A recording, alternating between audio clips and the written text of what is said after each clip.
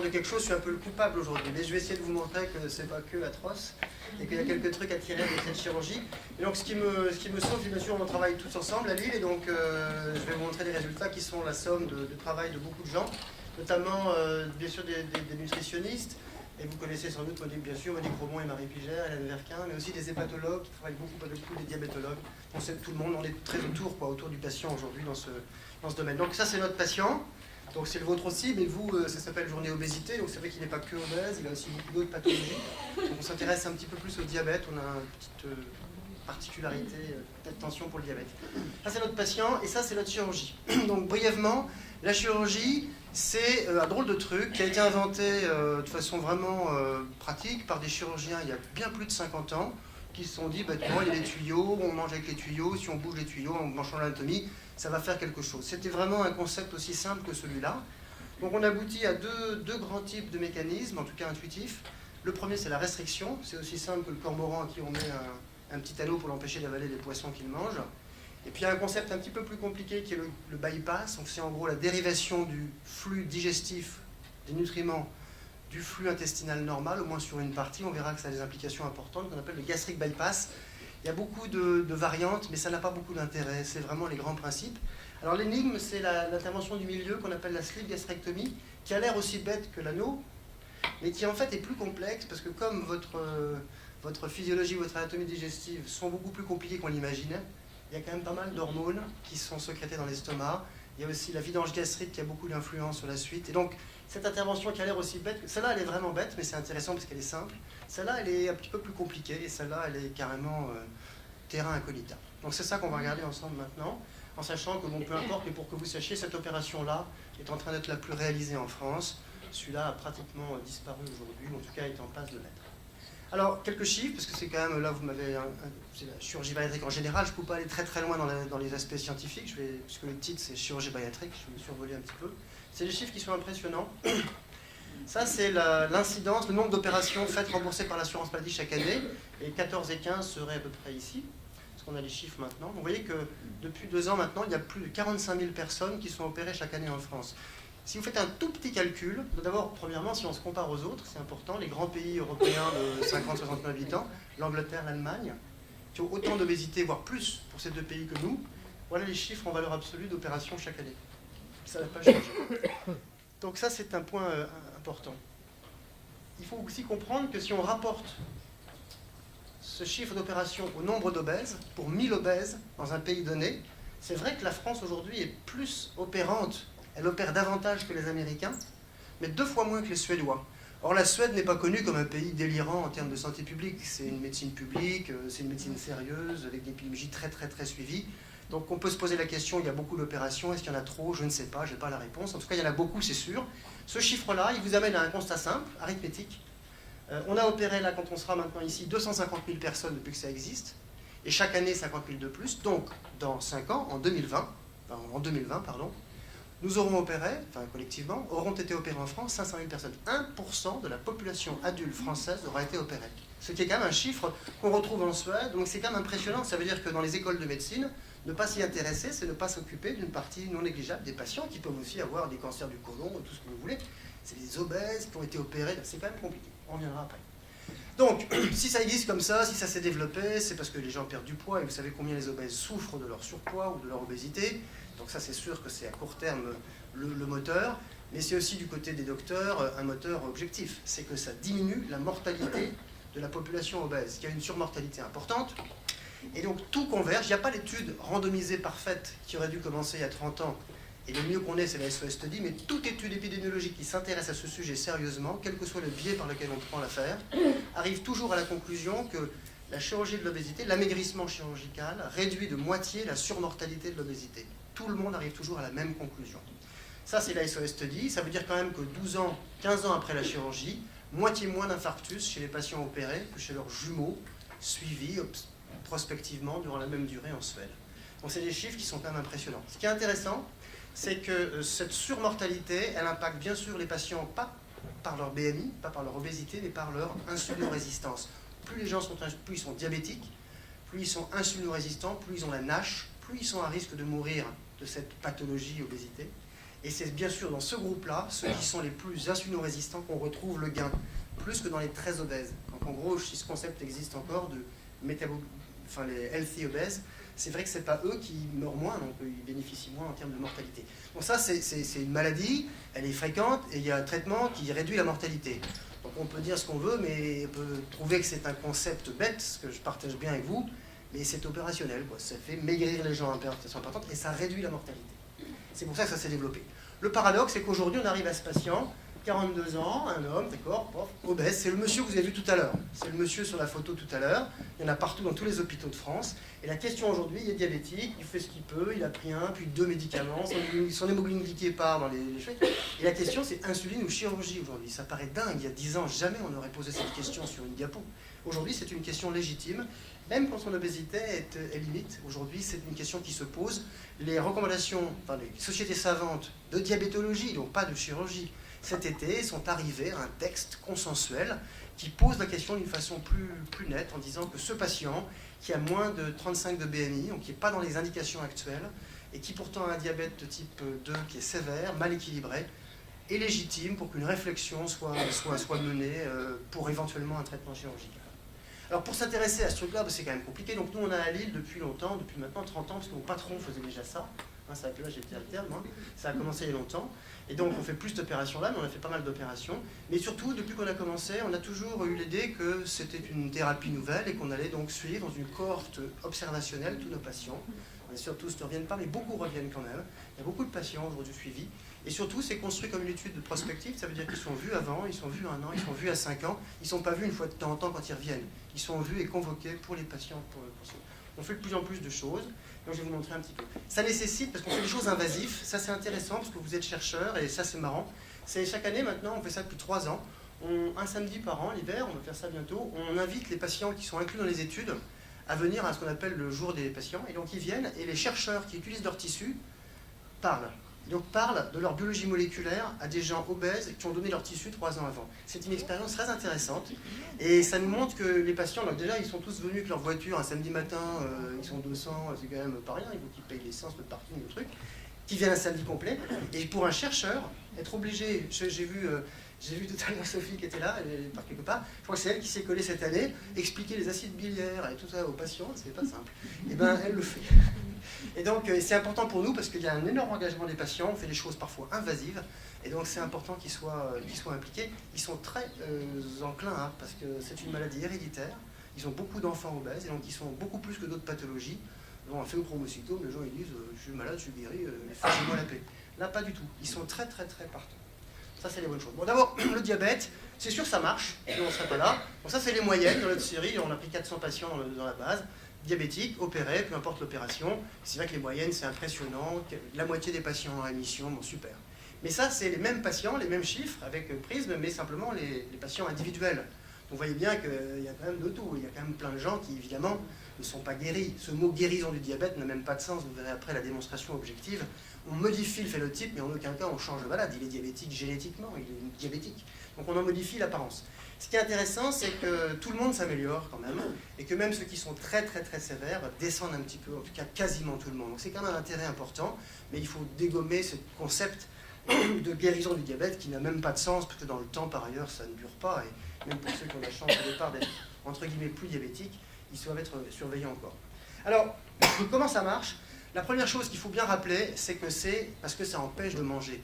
Donc tous les mécanismes intéressants qu'on va pouvoir évoquer ou étudier, je suis sûr que Maud vous en reparlera, bien sûr c'est intéressant, c'est en plus, mais le primum movens de l'efficacité, c'est la restriction calorique, qui est difficile pour les patients obèses. Ça c'est juste, j'aime bien ce papier là, qui est une revue parue dans celle il y a quelques temps. C'est une courbe épidémiologique du diabète, de l'incidence du diabète au Danemark, à une époque du dernier siècle particulière, puisqu'elle est croisée par la dernière guerre. Et vous voyez, c'est l'incidence, ça c'est le type 1, type 2, c'est l'incidence des nouveaux cas de diabète, et ils ne sont pas arrêtés de les compter pendant la guerre. Quand on ne mange plus, moins de diabète, ça c'est clair. Donc la restriction calorique, c'est pas seulement expérimental. Chez l'animal, la souris, le singe, on sait que la restriction calorique, la vie durant, ça diminue l'incidence du diabète. Chez l'homme aussi. Bon, le problème, c'est que c'est un peu radical. Il y a pire que la chirurgie. Hein. Bon, donc voilà. Donc c'est vrai que ces chirurgies, ça marche bien. Et que on ne savait pas au départ, mais les chirurgies qui s'appellent gastric bypass, donc qui sont plus compliquées, eh ben, elles ont un sureffet sur la... Parce que l'anneau gastrique, on ne peut pas faire mieux, ça empêche de manger physiquement. Mais en fait, ces opérations, mais ça vraiment les chirurgiens ne le savaient pas au départ. Ils ont commencé à en parler, les chirurgiens et les médecins et les scientifiques qui s'y sont penchés, mais ça a mis bien 20 ans entre le moment où l'opération a été décrite, son efficacité clinique a été observée, et que ces mécanismes ont vraiment été bien décrits. C'est que quand on fait ça, bon, vous connaissez tous le frein idéal, mais pas forcément les cliniciens, et donc quand on fait ça, la nourriture tombe, et ça les gens ne le savent pas dans les papiers. Ça là, entre ça et ça met à peu près 3 minutes. Aucune courbe de physiologie avec des prises de sang ne peut capturer ces 3 minutes. En fait, ça disparaît. Donc la nourriture tombe très vite dans l'intestin terminal, où elle déclenche évidemment GLP-1, PYY, donc le frein idéal, le mécanisme de satiétogène, donc les gens ont moins faim. Et tous les cliniciens vous diront que quelqu'un qui a eu un gastric bypass n'a plus faim de la même façon, est rassasié plus vite, semble moins d'appétence pour les pathologies, pour les aliments sucrés. Enfin, vraiment, c'est un espèce de cercle vertueux un peu étrange, et probablement il est lié à cette... Il y a beaucoup de choses qui passent par le nerf vague, c'est certain, et personne n'est capable de dire ce qui se passe dans le nerf vague. On peut le couper, mais chez l'homme, vraiment, c'est difficile. Impossible de penser que rien ne se passe par là, mais on n'est pas bien, peut-être que Gilles dira plus, mais c'est difficile de disséquer les élites pour être opérationnel chez les patients. Et après, il y a d'autres aspects, comme la néoglucogène intestinale, mais ça, puisque Gilles est là, il vous en parlera beaucoup. La gréline, il y a un petit peu de doute sur le gastric bypass, aucun doute que quand dans la sleeve gastrectomie, on enlève l'estomac, la gréline disparaît, et ça aussi, c'est un effet.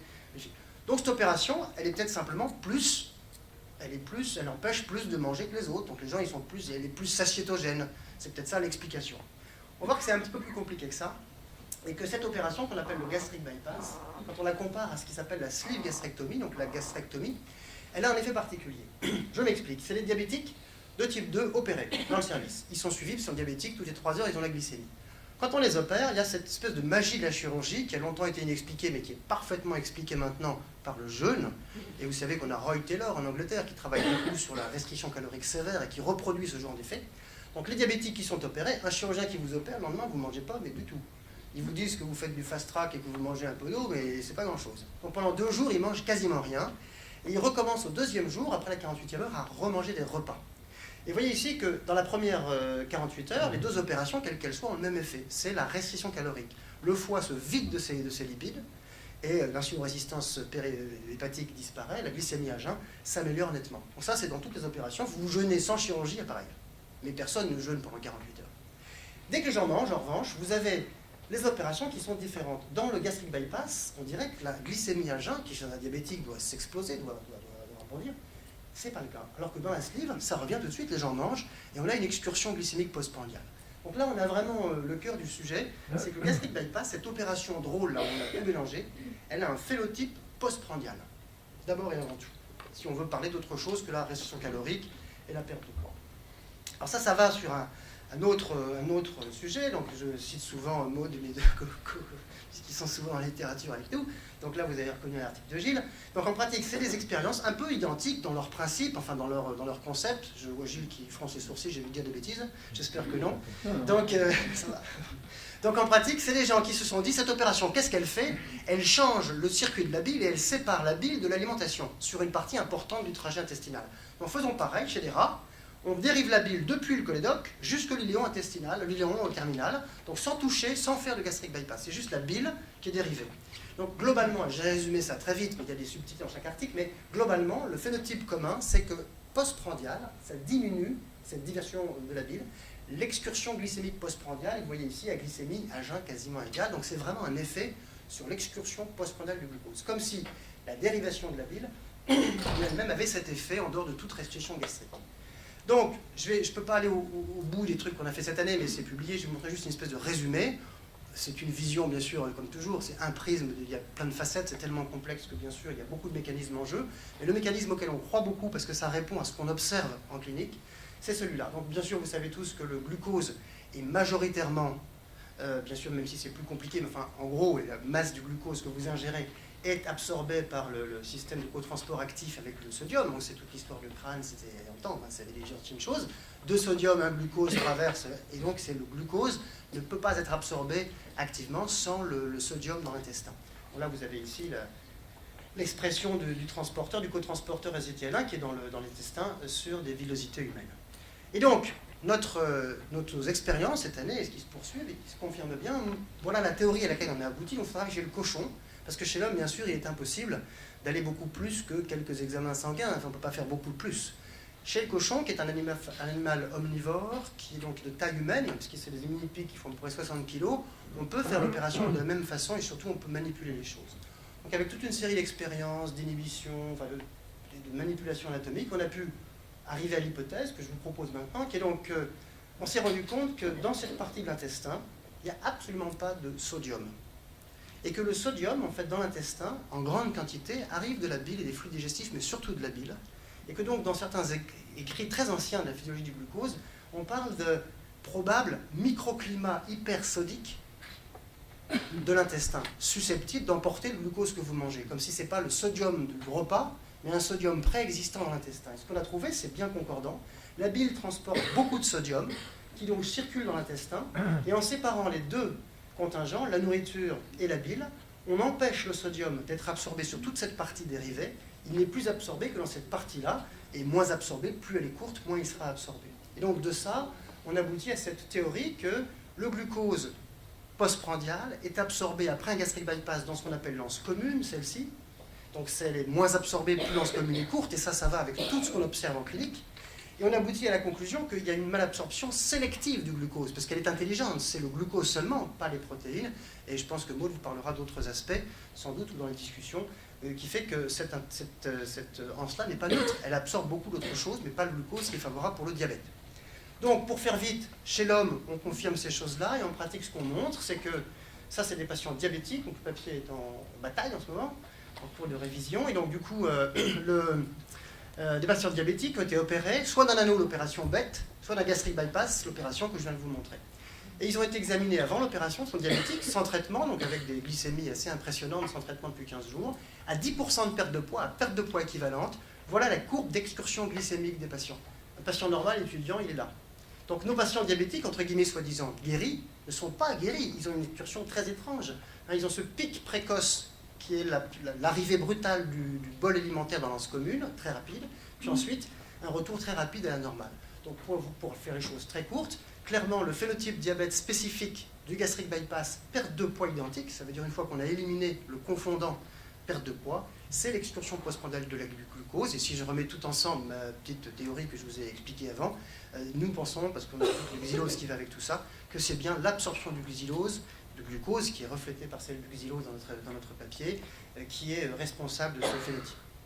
Alors si je résume tout ça, si vous voulez, c'est que, bon, bien connu, bien sûr, ces opérations diminuent la faim, diminuent physiquement l'intake calorique, donc elles ont un effet évident sur la stéatose hépatique, sur l'obésité, l'insulino-résistance, donc elles ont un effet sur l'hyperglycémie. Il y a un effet qui est encore un peu à l'étude sur la cellule bêta, sur la cellule bêta. Ce que nous pensons, c'est que l'effet n'est absolument pas un effet de masse, c'est un effet de recovery, de réveil, entre guillemets, de cellules bêta existantes, mais quand elles sont encore là, qui sont anesthésiées par cette hyperglycémie depuis des années, et qui assez vite, en quelques mois, dans un cercle vertueux, se restaure dans un cas comme dans un autre, le gastric bypass comme le gastric bandit.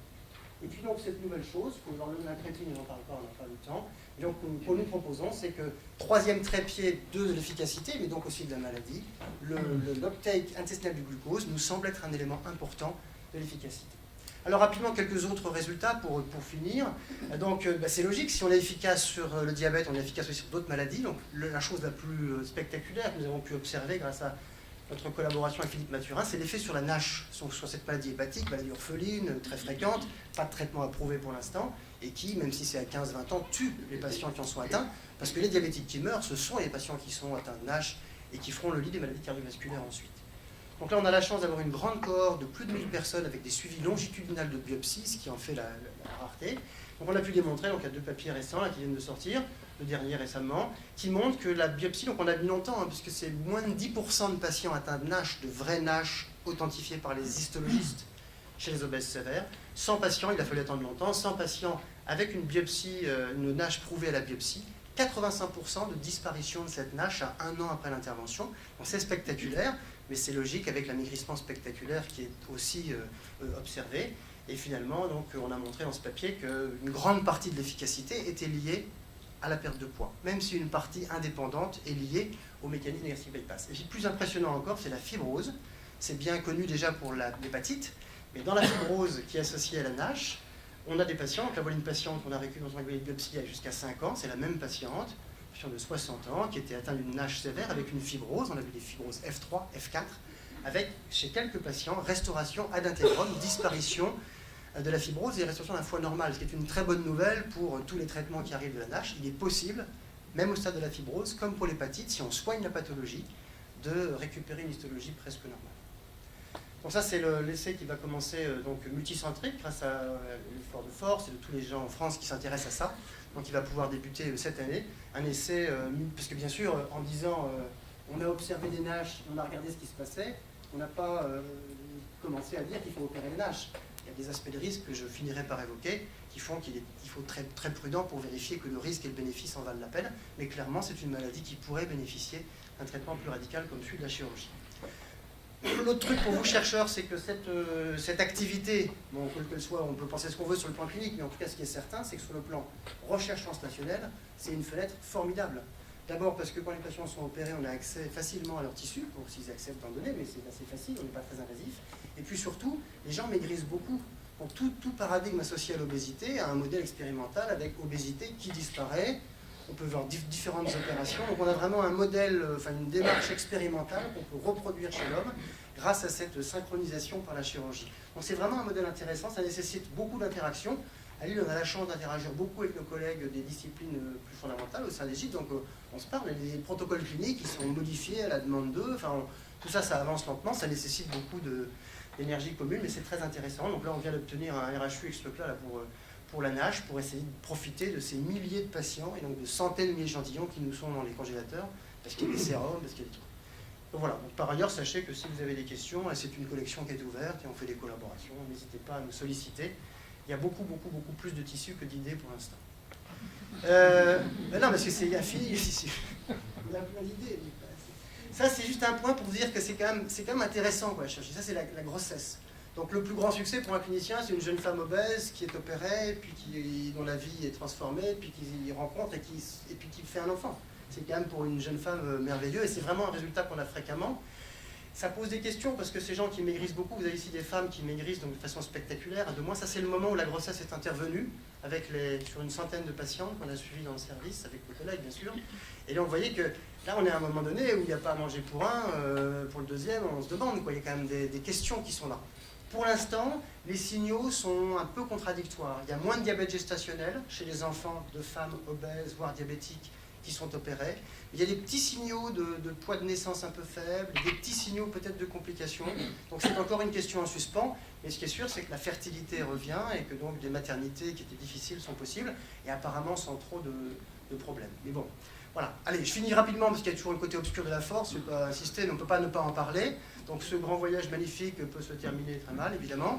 Il faut être brutal. Mortalité. Donc les chirurgiens, des fois, ils parlent dans les congrès d'une mortalité acceptable de 0,3 pour 1000. Un nom qui est évidemment impossible de même prononcer, il n'y a pas de mortalité acceptable. Les patients qu'on opère ont 32 ans, 3 enfants, ont eu un bilan préopératoire, donc il est clair que ce n'est pas acceptable. Donc, il faut la réduire à 0, ça n'existe pas. C'est une chirurgie qui est lourde et qui a des complications, ça c'est indispensable, ça c'est incontournable. On peut réduire la mortalité à vraiment presque rien si on est très attentif, mais c'est quand même, voilà, ça reste quand même une question majeure. C'est pour ça que cette chirurgie ne pourra jamais se déployer à la hauteur de l'épidémie de l'obésité, parce que c'est pas possible. Si on la déploie, la qualité de la chirurgie diminue, parce que si on demande à tout le monde d'en faire partout, forcément c'est moins spécialisé. Donc il y a vraiment un paradoxe important ici. Donc les chiffres en France, c'est qu'il y a 30 personnes qui sont mortes sur l'année dernière, sur les gens qui sont opérés. Alors c'est pas beaucoup, et c'est monstrueux, donc voilà, c'est compliqué. Aucun patient ne peut être opéré sans avoir bien compris dans quelle dynamique on prend l'avion, hein. Les avions ça tombe parfois, mais quand même, c'est pas les mêmes chiffres, hein. C'est quand même 0,3 pour 1000, c'est quand même un chiffre. On en parle aux patients, mais c'est vraiment pas quelque chose qui arrête le patient obèse, dont 20 ans m'ont appris la souffrance. On ne peut pas mesurer quand on n'a pas vécu de près, ce que c'est que l'ostracisme pour les obèses sévères. Voilà. Alors, plus intéressant encore, plus important, c'est tous les patients, les risques au long cours et les bénéfices au long cours. Parce qu'on opère des gens depuis 25 ans, mais c'est en fait depuis 10 ans que ça existe vraiment en France, beaucoup, vous avez vu les courbes. Donc les gens, ils disent, bon voilà, j'ai des résultats à long terme, 5 ans. On opère à 30 ans, 35 ans, c'est rien du tout. Donc la vie, c'est 20 ans, 30 ans. Comme mon patron a commencé il y a plus de 30 ans, le service est plein toutes les semaines de gens qui ont 70 ans. non pas parce qu'ils ont 70 ans et qu'ils se disent pourquoi je ne serais pas opéré, comme aujourd'hui tout le monde a le droit de tout le temps. C'est pas ça la question. C'est j'ai été opéré il y a 25 ans, j'ai un calcul rénal, donc c'est une nouvelle médecine chez les gens, je vous parlais d'1% de la population française, qui a été opéré il y a 10 ans, il y a 5 ans, d'opérations qui n'existent plus. Donc il y a toute une médecine complexe qu'il va falloir appeler la bariatrique médecine et qui se met en place. Et c'est comme ça que, voilà, moi cette patiente, moi j'ai opéré cette dame avec Monsieur Proy, j'étais tout jeune interne, ça c'est le miracle, elle vient d'avoir maigri, elle a son petit bébé, moi je les revois après, 20 ans plus tard, ben voilà, c'est la même dame, elle a grossi, parce que toujours pareil. Le weight regain, c'est-à-dire la reprise partielle du poids perdu, est inexorable. On peut ralentir, et tout le métier de la discipline, c'est ça, c'est de ralentir.